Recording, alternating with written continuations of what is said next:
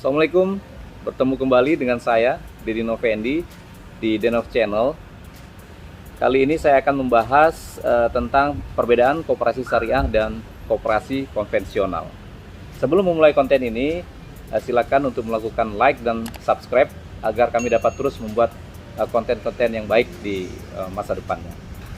Sahabat sekalian, koperasi di Indonesia diatur dalam Undang-Undang Nomor 25 Tahun 1992 tentang koperasi. Nah, di dalam undang-undang tersebut diatur bahwasanya koperasi memiliki permodalan sendiri, memiliki modal yang terdiri dari modal sendiri dan modal pinjaman. Modal sendiri ada simpanan pokok, simpanan wajib, dana cadangan, dan dana hibah.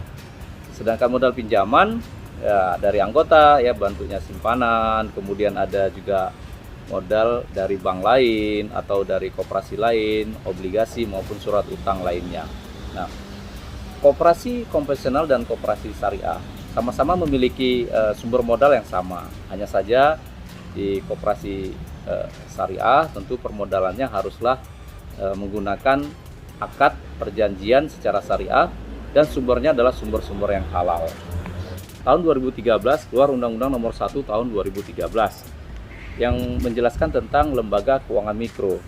Nah, di dalam undang-undang tersebut disebutkan bahwasannya lembaga keuangan mikro memiliki dua macam badan hukum. Yang pertama adalah perseroan terbatas dan yang kedua adalah koperasi. Nah, pada perseroan terbatas ini disitulah Bank Perkreditan Rakyat dan Bank Pembiayaan Rakyat Syariah memiliki badan hukum, ya, yaitu berupa perseroan terbatas. Sementara yang lainnya, lembaga keuangan mikro memiliki badan usaha yang berbentuk koperasi. Jadi lembaga keuangan mikro memiliki dua jenis badan usaha. Yang pertama perseroan terbatas dan yang kedua adalah koperasi. Nah,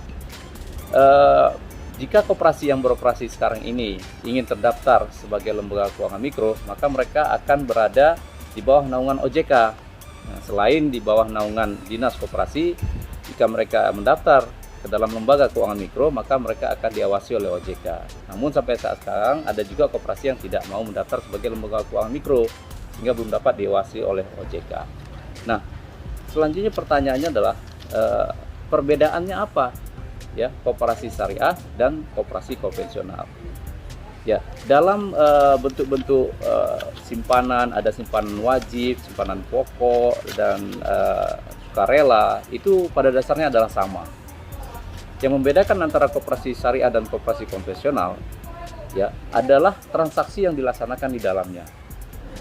Kita tahu bahwasanya sistem hasil usaha yang dianut oleh koperasi sebenarnya sudah syariah, di mana koperasi yang beroperasional secara selama setahun, kemudian di akhir tahun akan menghitung sisa hasil usahanya dalam bentuk laba atau pendapatan, kemudian dibagikan kepada anggota. Permasalahannya adalah dalam mendapatkan laba tersebut selama setahun, transaksi yang dilaksanakan oleh koperasi konvensional tidak sesuai syariah, malah mereka menggunakan bunga ya dalam bertransaksi. Kita tahu bahwasanya bunga itu dilarang ya. Kembali yang saya sebutkan tadi bahwasanya yang membedakannya adalah prinsip-prinsipnya dalam bertransaksi. Terdapat 5 prinsip yang dianut ya. Yang pertama adalah bebas bunga atau bebas riba, yang kemudian bebas kegiatan spekulatif, kemudian bebas kegiatan goror, kegiatan yang tidak jelas ya. Kemudian ada prinsip keadilan, dan yang terakhir adalah koperasi syariah ini hanya membiayai usaha-usaha yang halal. Koperasi syariah itu menggunakan akad-akad syariah, dan dalam laporan keuangannya juga membuat laporan keuangan berdasarkan PSAK syariah. PSAK itu adalah pernyataan standar akuntansi keuangan syariah. Jadi dia berbeda dengan yang konvensional. Nah, salah satu prinsip yang dianut oleh koperasi syariah itu adalah tidak menggunakan sistem bunga. Jadi dalam pinjam meminjam ya dengan memberikan tambahan itu adalah riba, dan itu tidak dianut oleh koperasi syariah. Sehingga koperasi syariah tidak menggunakan akad pinjam meminjam. Dia menggunakan akad misalkan jual beli, dia akad bagi hasil maupun akad sewa menyewa. Kenapa? Karena pinjam meminjam dengan kelebihan itu adalah riba. Di koperasi syariah mungkin hanya ada satu ya akad pinjam meminjam, yaitu qardul hasan, di mana pinjam meminjam untuk masyarakat kurang mampu yang tidak memberikan kelebihan. Jadi pinjam 500 maka nanti kembalinya juga 500. Tapi kalau untuk investasi, koperasi syariah tidak boleh menggunakan akad pinjam meminjam atau perjanjian pinjam meminjam. Haruslah menggunakan perjanjian jual beli, bagi hasil, dan sewa. Nah, sahabat-sahabat sekalian, itulah perbedaan yang utama antara koperasi syariah dan koperasi konvensional. Koperasi konvensional hanya menggunakan satu perjanjian, itu perjanjian pinjam meminjam. Yang ketika anggota menabung uangnya di koperasi, dia menitipkan menabungnya itu dengan akad meminjamkan kepada koperasi uangnya dan diberikan bunga. Nah, ketika koperasi menyalurkan kepada koperasi simpan pinjam ini menyalurkan dananya kepada anggotanya, dia menggunakan perjanjian pinjam meminjam dengan bunga. Jadi menerima dengan bunga dan memberikan dengan bunga. Nah, ini tentunya tidak sesuai dengan syariah. Di syariah bagaimana? Nah, di syariah kita fokus sekarang kepada koperasi simpan pinjam ya, karena memang banyak yang melanggar syariah itu adalah di koperasi simpan pinjam ini ya, koperasi simpan pinjam ya, KSP. Koperasi ini kan ada yang koperasi simpan pinjam, ada koperasi produksi, dan koperasi ada yang punya usaha dagang. Kalau yang perdagang ini nampaknya tidak selama yang dijual beli itulah barang halal, tidak melanggar syariah. Tapi ketika dia meminjamkan dana dengan menggunakan bunga, disitulah terlanggarnya unsur syariah. Oleh karena itu, koperasi simpan pinjam kan juga merupakan lembaga intermediari, di mana dia bisa menerima simpanan masyarakat, kemudian menyalurkannya kepada masyarakat dalam hal anggotanya. Nah, ketika menerima uang dari anggota, koperasi syariah ini harus menggunakan akad yang sesuai syariah, yaitu jika anggota ingin membuka tabungan atau simpanan itu dalam bentuk menitip saja, dia hanya menitip saja, tapi dengan syarat kapan diambil harus dikembalikan oleh koperasi, itu namanya akad wadiah. Wadiah yad ad-dhamanah, artinya uang yang dititip boleh untuk digunakan. Tapi ketika anggota mengatakan saya titip tapi uangnya tidak boleh digunakan, itu wadiah yad al-amanah. Nah, kebanyakan koperasi dana titipan inilah dana titipan wadiah yad ad-dhamanah. Nah, kemudian ada satu lagi akad, itu kalau titip. Ada juga anggota pingin uangnya itu diinvestasikan sehingga mendapatkan hasil. Nah, di sini pakai akad mudharabah. Uang yang dititip ini nanti akan digunakan dalam penyaluran pembiayaan, hasilnya akan dibagikan. Bagi koperasi-koperasi yang baru baru berdiri, tentunya belum ada pendapatan ya dari sisi penyaluran pembiayaannya. Yang paling bagus adalah jika menggunakan titipan. Ya, menerima dana anggota itu dengan titipan. Kalau dengan titipan, dia tidak berkewajiban memberikan hasil, tapi dia boleh memberikan bonus sesuai dengan kemampuannya. Nah, ini saran bagi koperasi yang ya baru berdiri ya, sehingga tidak berat dalam memberikan bagi hasil kepada si anggotanya yang menyimpan uangnya di koperasi. Begitu juga di sisi penyaluran pembiayaan. Di penyaluran pembiayaan, koperasi harus menggunakan akad-akad syariah, tidak boleh menggunakan akad pinjam meminjam kemudian mengambil bunga. Ini haram. Ya, akad apa saja yang sesuai syariah? Akad, contoh begini, akad murabahah, ini jual beli. Ada anggota yang datang misalnya kepada koperasi, pingin punya sepeda motor, pingin punya laptop, pingin punya printer. Nah, koperasi itu membelikan. Ya, bisa saja koperasi buat etalase ya.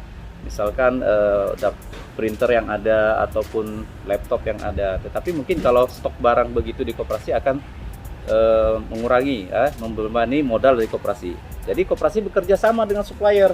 Begitu ada nanti anggota yang butuh misalkan laptop, dia akan telepon kepada supplier, ini saya butuh laptop, tolong saya beli satu, antar nanti ke tempat saya dengan harga sekian. Nah, kemudian si koperasi ini menjual kepada si anggotanya yang butuh tadi. Misalkan dia beli 3 juta, dia jual ke anggotanya 3.500.000, keuntungannya 500, dan nanti si anggota mengangsur yang 3.500.000 selama misalkan setahun atau 2 tahun. Nah, jumlah modal, jumlah pendapatan untuk koperasi, dan jumlah keseluruhan harga jual yang diangsur oleh anggota ini harus ada dalam akad murabahah. Makanya namanya adalah murabahah, ribhun, keuntungan. Jadi jelas keuntungan yang diambil oleh koperasi, itu murabahah.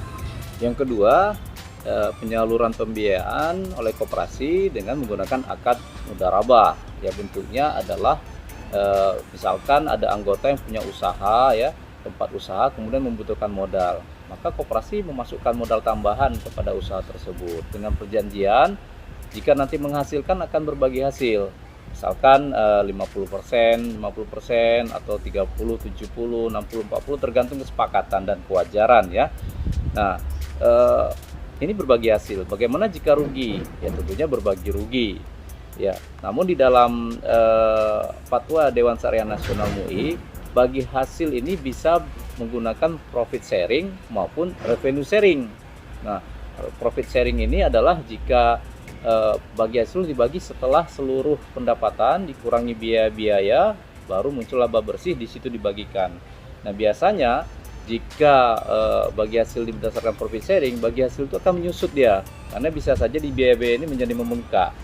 Nah, sehingga DSN MUI memberikan juga guidance agar bisa juga dipakai revenue sharing. Berarti diambil dari penjualan yang di atas, mungkin dengan persentase yang lebih diperkecil. Ini membuat supaya lebih safety bagi pemodal agar terhindar dari kecurangan dan lain sebagainya. Nah, ini adalah penyaluran kepada anggota yang memiliki usaha dalam bentuk koperasi memasukkan investasinya ya, dalam bentuk dana investasi ke dalam usaha tersebut dengan akad mudharabah ataupun akad musyarakah. Kalau musyarakah berarti sama-sama memiliki modal. Kalau mudharabah, usaha itu dari nol sehingga semua modalnya itu ditanggung oleh koperasi. Tergantung nanti koperasi melihat percaya atau tidak kepada anggota yang berusaha ini atau tingkat resiko dari usahanya. Yang selanjutnya adalah penyaluran dana ke anggota dalam bentuk akad sewa menyewa atau ijarah. Nah, akad sewa menyewa ini terbagi dua, ada yang sewa murni dan ada sewa dengan nanti kepemilikan barang yang disewa akan menjadi milik anggota. Nah, contoh sewa murni ini adalah misalkan ada usaha, anggota memiliki usaha tapi tempat sewanya sudah habis, ingin diperpanjang, nggak punya dana, minta ke koperasi ya. Ketika kemudian koperasi menyewa tempat usaha tersebut setahun, misalkan 10 juta disewa koperasi, disewakan kembali kepada si anggota yang berusaha tadi menjadi 12 juta, ke 2 juta menjadi keuntungan koperasi. Ada juga itu sewa ya, sewa terhadap manfaat daripada tempat tersebut. Selesai sewa, maka tempat tersebut kembali kepada si pemilik ya. Yang kedua adalah akad sewa, di mana barang yang disewa itu nanti akan menjadi milik anggota. Contoh akad sewa mobil atau kendaraan sepeda motor, di mana misalkan mobil, anggota memohon untuk pembiayaan terhadap mobil. Nah, menggunakan akad ijarah. Nah, selama masa perjanjian itu, maka pihak koperasi menyewakan kepada anggotanya.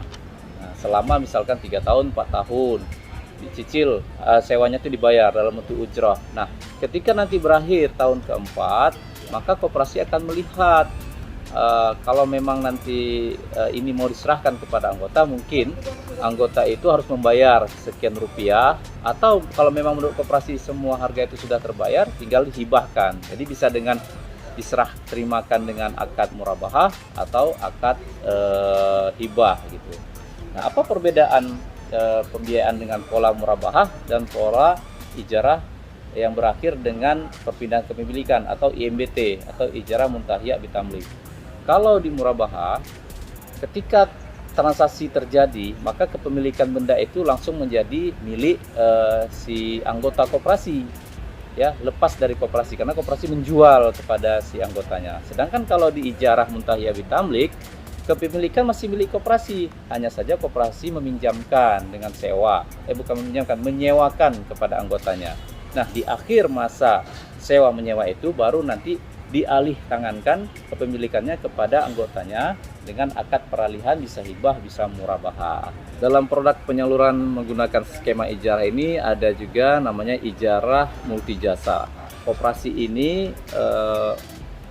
memberikan jasa ya, sewa jasa, memberikan jasa kepada anggotanya dalam hal membiayai ya, biaya-biaya anggotanya, misalkan biaya berobat, biaya anak sekolah dan sebagainya. Misalkan ada anggota yang butuh biaya kuliah anaknya yang cukup besar, kemudian dibiayai oleh koperasi. Nah, dalam membiayai itu, menalangi itu, tentunya ada jasa yang harus dibayar kepada koperasi, namanya ijarah multijasa, dan koperasi di situ boleh mengambil biaya yang sewajarnya. Kemudian biaya itu kemudian dicicil oleh si anggota tadi. Ini ada fatwa Dewan Syariah Nasionalnya, sehingga dalam akad tersebut sangat membantu ya. Sangat membantu anggota yang kesulitan dalam memenuhi biaya-biaya tersebut. Itu tadi ya 3 produk yang bisa digunakan koperasi syariah ya. Jadi koperasi syariah harus mengikuti pola-pola syariah ini, tidak boleh lagi dengan pinjam-minjam menggunakan bunga. Memang tantangannya adalah karena masyarakat belum teredukasi. Biasanya kalau masyarakat datang ke koperasi simpan pinjam atau koperasi syariah ini atau BMT bentuknya ataupun apa itu, dia minta uangnya ya, yang penting minta uang sekian, saya akan bayar bunga sekian. Nah, disinilah tugas kita sebagai pelaku atau praktisi ekonomi syariah, memberikan edukasi kepada masyarakat, kepada anggota ya. Nanti kalau perlu setiap rapat anggota tahunan atau RAT diundang pakar-pakar ekonomi syariah untuk menjelaskan apa perbedaan koperasi syariah dan koperasi konvensional. Nah, kita juga sekarang sudah ada fatwa-fatwa yang dikeluarkan oleh Dewan Syariah Nasional sebagai tuntunan kita dalam membuat produk-produk ekonomi syariah atau transaksi syariah. Ada ratusan ya fatwa. Jadi bisa menjadi anutan kita dalam membuat produk-produk koperasi syariah. Nah, itu tadi para sahabat, perbedaan antara koperasi syariah dan koperasi konvensional, yang tentunya kalau di syariah dalam melakukan transaksi kegiatan operasionalnya, koperasi syariah menggunakan akad-akad syariah, sehingga proses transaksi di dalam koperasi syariah itu semuanya itu menggunakan akad dan tunduk pada aturan-aturan syariah yang berupa fatwa Dewan Syariah MUI dan aturan-aturan lainnya yang sesuai dengan syariah. Beda dengan konvensional yang mereka menggunakan akad pinjam-meminjam dengan menggunakan bunga ya. Mari para sahabat, kita galakkan ekonomi syariah, kita hindari riba, kita hindari bunga, sehingga kita bisa selamat di dunia dan di akhirat. Terima kasih, sampai ketemu di konten selanjutnya. Wassalam.